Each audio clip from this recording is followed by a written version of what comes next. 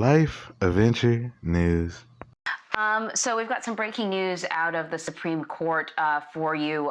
Supreme Court has issued a ruling on undocumented immigrants who have come here as children. We want to bring in Camila Montoya. I think, Camila, are you there? Yeah, you've been following this. Camila Montoya. Yes, I'm here. Thank you so much, Camila. I see you there. Great. So, okay, give us the update. First off, what was this case about, and what's the ruling from the Supreme Court? Of course, this is a highly consequential decision by the conservative-leaning Supreme Court decision, Anne-Marie, today, finding that the Trump administration's termination of the Deferred Action for Childhood Arrivals, or DACA program, was arbitrary and capricious and contrary to federal administrative law. This is a major victory for immigrant advocates and DACA recipients who, for years now, have been fighting the administration in court over this controversial decision to end a very popular program among the American public that enjoys support among most Democrats and some Republicans in 2017. The Chief Justice John Roberts sided with the court's liberals in this decision today, which allows DACA recipients to breathe a sign of relief for now, because the program will not be terminated in at least the immediate future. But obviously, this does not stop the Trump administration from offering a new, different rationale for ending this program, because that, Anne-Marie, is critical. Because what the Supreme Court did today was find that the administration's decision and the way it went about ending this program was illegal because it violated federal administrative law. But no one disputes, not even the immigrant advocates and the DACA recipients themselves, that the administration has the power to rescind and overturn an executive decision made by the previous administration.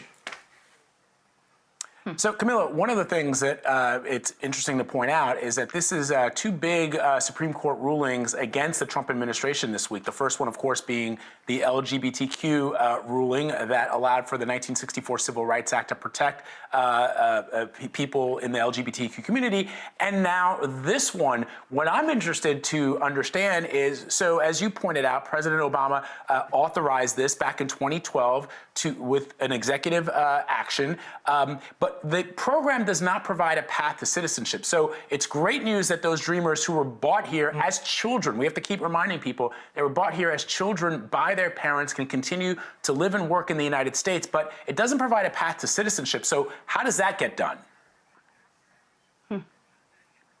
That's a very important part of this, Vladimir, right? Because many critics of the policy accuse the Obama administration of basically circumventing Congress and creating an amnesty for undocumented immigrants in this country. But it is important to note, as you very well underscored, that this program does not offer its recipients a direct pathway to legal permanent status like U.S. citizenship. It allows them to apply for 2-year protections from deportation and to apply for work authorization to work here legally in the U.S. So it is a limited program that the Obama administration instituted in 2012 because it said that these people were not priorities for deportation and that they came to the U.S.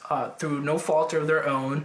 So they themselves did not violate any immigration laws per se, but obviously they acknowledged, President Obama acknowledged that he did not have the authority to place these dreamers on a pathway to U.S. citizenship. So that's obviously something that will continue to be discussed in Congress. Now, though, this decision prevents the Trump administration from having the leverage it would have had if the court would have allowed it to end the program, because it could have told Democrats, yes, we will place this population on a pathway to U.S. citizenship and protect them from deportation only if you agree to make some concessions on immigration. Some of those concessions could include slashing legal immigration, bolstering immigration enforcement, more funding for the president's construction of a border wall along the U.S.-Mexico border. So now Democrats will not have to potentially make those concessions in the near future.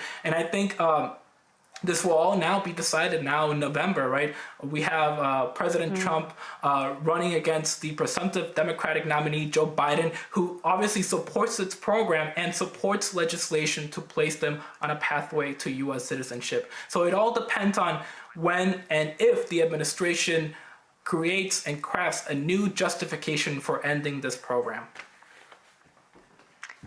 All right, Camila Montoya Galvez, thank you very, very much for your reporting, your analysis. And Camila, I got to say, if Room Raiders watching, I love, love, love the Frida Kahlo prints behind you.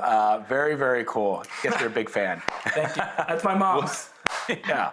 All right. We'll see you next time. Thank you, Camila.